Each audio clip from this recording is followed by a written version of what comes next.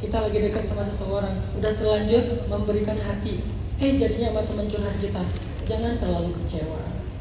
Boleh agak sedih, Ustaz, boleh nangis nggak? Menangislah, nangis aja nggak apa-apa, kan kau juga.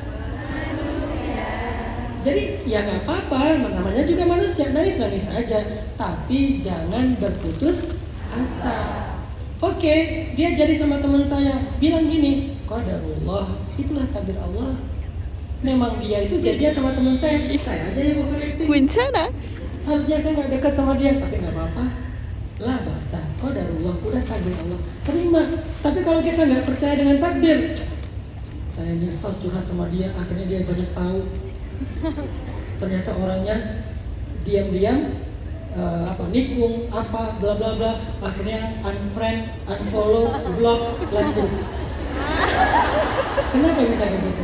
Nggak menerima kenyataan, nggak bisa menerima kenyataan. Wa khuliqal insanu dha'ifa.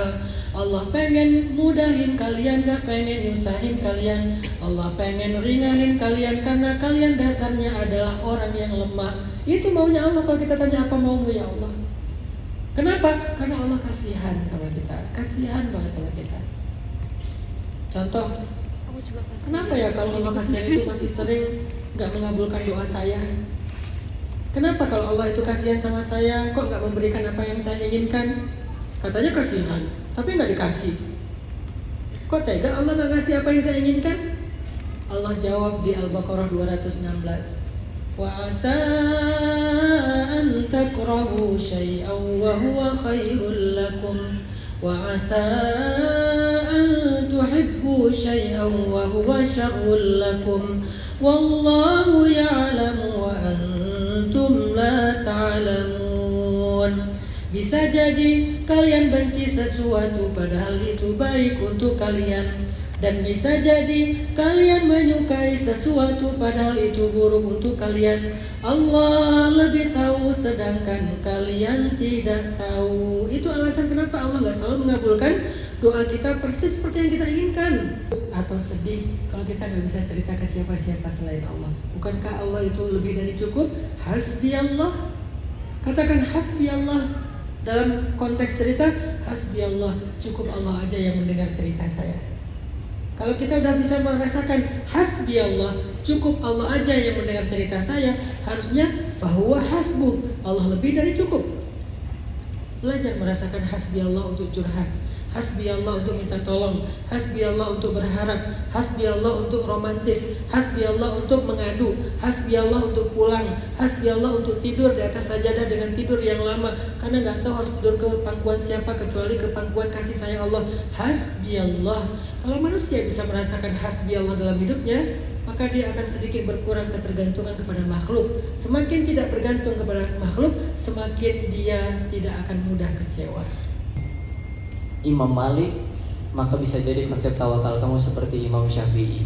Kalau konsep rezeki kamu tidak seperti Imam Syafi'i, bisa jadi konsep rezeki kamu seperti Imam Malik. Tahu nggak cerita itu?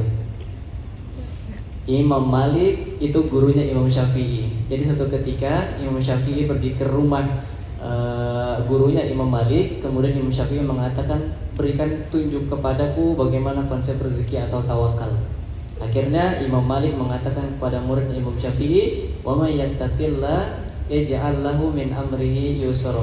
Kemudian wa razaqahu min haitsu la yahtasib.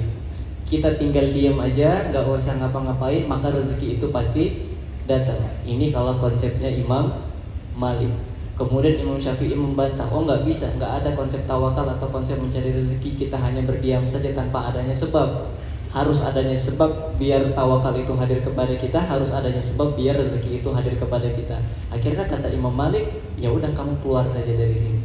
Akhirnya Imam Syafi'i keluar dari rumah Imam Malik gurunya, sampai kemudian ada seorang petani sedang memanen anggur. Akhirnya dibantu sama Imam Syafi'i, dibantu dipetik, kemudian dimasukkan ke dalam keranjang. Akhirnya Imam Syafi'i diberi anggur di situ satu keranjang, dan Imam Syafi'i pun tertawa. Ingin menunjukkan bukan dia kalau punya anggur, tapi ingin menunjukkan bahwasanya saya dapat anggur karena saya ada sebab berusaha di sini. Akhirnya apa yang terjadi? Dia sambil ketawa-ketawa bawa anggurnya itu ke rumah gurunya Imam Malik. Sambil ketawa-ketawa dia bilang sama gurunya, "Wahai guruku Imam Malik, lihatlah. Karena sebab aku berusaha, maka rezeki itu hadir kepada saya." Akhirnya apa yang terjadi? Imam Malik lebih tertawa lagi. "Lihatlah diriku, aku tidak ngapa-ngapain, tapi anggur itu datang kepadaku."